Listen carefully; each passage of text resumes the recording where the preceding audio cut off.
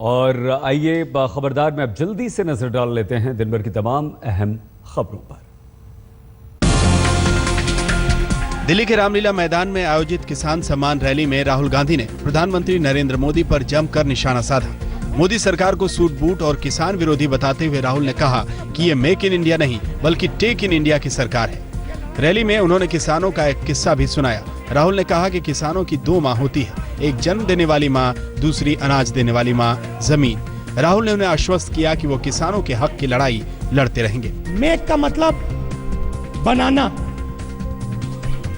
Take का मतलब छीनना। ये मेक इन इंडिया नहीं है, ये मोदी जी का टेक इन इंडिया है। Take in India. किसान की दो माँ होती हैं, पहली माँ जो उसकी रक्षा करती है और दूसरी माँ जिसमें वो किसान खेती करता है। राहुल गांधी के आरोपों का जवाब देते हुए रविशंकर प्रसाद ने कहा कि ये सूटकेस सरकार नहीं है और न ही सूट बूट की सरकार है। कांग्रेस की सरकार ने किसानों का सबसे ज्यादा नुकसान किया है। टेक इन इंडिया के आरोपों का जवाब देते हुए उन्होंने कहा कि टेक इन इंडिया तो कांग्रेस सरकार में हुई थी जब 2G, कॉमनवेल्थ और कोयला घोटाले हुए थे। Rahul Gandhi ji, take in India सबसे अधिक आपके राज में हुआ। 2G में टेक किया गया, कॉमनवेल्थ में टेक किया गया, कोयला घोटाले में टेक किया गया। आपके यहां बिना टेक किए कोई फैसले नहीं होते थे। किसान सम्मान रैली में सोनिया गांधी ने कहा कि किसान सिर्फ अन्नदाता ही नहीं बल्कि देश का भाग्य विधाता भी है। सोनिया ने कहा कि जमीन की लड़ाई उन्हें मिलकर लड़नी होगी, वरना उनके हाथों से जमीन छीन ली जाएगी।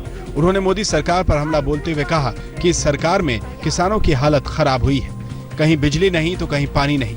उन्होंने कहा कि प्रधानमंत्री मोदी के पास किसानों के लिए वक्त नहीं है, वो सिर्फ विदेश यात्रा में व्यस्त रहते हैं। हल और हाथ की ताकत जब इकट्ठा हुई तो उन्हें अपना सिर झुकाना पड़ा। 12वीं बार मन की बात करते हुए प्रधानमंत्री मोदी ने अपने विरोधियों के आरोपों का जवाब देने की कोशिश की। करीब आधे घंटे के इस कार्यक्रम में उन्होंने बताया कि मन की बात क्यों जरूरी है। उन्होंने कहा कि लोग मौन होकर उनकी बात सुन रहे हैं, इसलिए मन की बात मौन क्रांति हो गई है। उन्होंने कहा कि दरअसल महीने में एक बार होने वाली मन की बात सप्ताह में एक बार होनी चाहिए। मोदी ने कहा कि मन की बात दरअसल जनता के मन की बात है, क्योंकि इसमें विचार और सुझाव उनके होते हैं। भारत और पाकिस्तान के बीच कल यानी सोमवार को फ्लैग मीटिंग होने वाली है। कश्मीर में पूंछ के चक्कादाबाग क्रॉसिंग के पास ये मीटिंग होगी, जिसमें ब्रिगेड कमांडर लेवल के अफसर शामिल होंगे। इस मीटिंग में पिछले दिनों हुए संघर्ष विराम के उल्लंघन का मुद्दा उठेगा। पिछले कुछ दिनों से संघर्ष विराम की घटनाओं में तेजी आई है, जिसमें आम नागरिकों को जान माल का भारी नुकसान उठाना पड़ा है। दोनों ओर से तनाव कम करने के उपायों पर चर्चा होगी।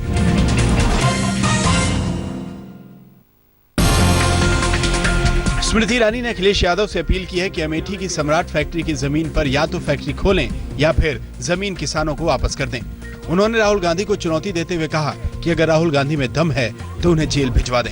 स्मृति ईरानी ने जब ये मुद्दा उठाया तो कांग्रेस पार्टी की ओर से उन्हें कानूनी नोटिस भिजवाया गया। मैं अभिनंदन करती हूँ आपका, जो आपने मुझे नोटिस भेजा। अब अमेठी में दूध का दूध और पानी का पानी होगा। बिहार में 150 सीटों पर चुनाव लड़ेगी शिवसेना। हिंदुत्व के आक्रामक एजेंडे के साथ बिहार चुनाव में उतर रही है शिवसेना। शिवसेना का कहना है कि उनका बिहार में बीजेपी से कोई लेना देना नहीं है, वो अपनी ताकत पर चुनाव लड़ेंगे। पार्टी का कहना है कि पूरे देश के शिव सैनिक यहाँ प्रचार के लिए आएंगे, गांव-गांव जाकर प्रचार करेंगे। शिवसेना यहाँ अपने विचार के साथ आई है, आइडियोलॉजी है, हिंदुत्व की आइडियोलॉजी है, आक्रामक हिंदुत्व है, जो आज बिहार की जरूरत है। तमाम विरोध, हिंसक झड़प, बंद, हड़ताल, कर्फ्यू और सेना की चहलकदमी के बाद नेपाल में नया संविधान जारी हो गया। नेपाल के राष्ट्रपति डॉक्टर रामवरण यादव ने संसद भवन में आयोजित विशेष समारोह के बीच संविधान जारी होने की घोषणा की। नए संविधान के विरोध में देश के दक्षिणी हिस्से में कई जगहों पर हिंसक झड़पें हुई। भारत से लगने वाले इलाके में पुलिस और प्रदर्शनकारियों के बीच झड़पें हुई, जिसमें एक व्यक्ति की जान चली गई। संदिग्ध व्यक्ति को देखकर फ्रांस में एफिल टावर पर दर्शकों की एंट्री पर रोक लगा दी गई है। खबर के मुताबिक हेलीकॉप्टर से सुरक्षा जांच के दौरान पीठ पर एक बड़ा बैग लटकाए संदिग्ध शख्स नजर आया। इसके बाद सुरक्षा बल ने आपात अलार्म बजाकर एफिल टावर में दर्शकों की एंट्री रोक दी। इससे पहले आईएस और अलकायदा जैसे आतंकी संगठनों ने एफिल टावर को निशाना बनाने की धमकी दी थी। दक्षिण अफ्रीका के साथ होने वाली सीरीज से पहले वनडे और T20 टीमों का ऐलान कर दिया गया है। इन दोनों ही टीमों की कप्तानी महेंद्र सिंह धोनी के पास है। वनडे टीम में अमित मिश्रा की वापसी हुई है, जबकि T20 टीम में हरभजन सिंह को जगह मिली है। पंजाब के गुरकीरत मान एक दिवसीय टीम का नया चेहरा है।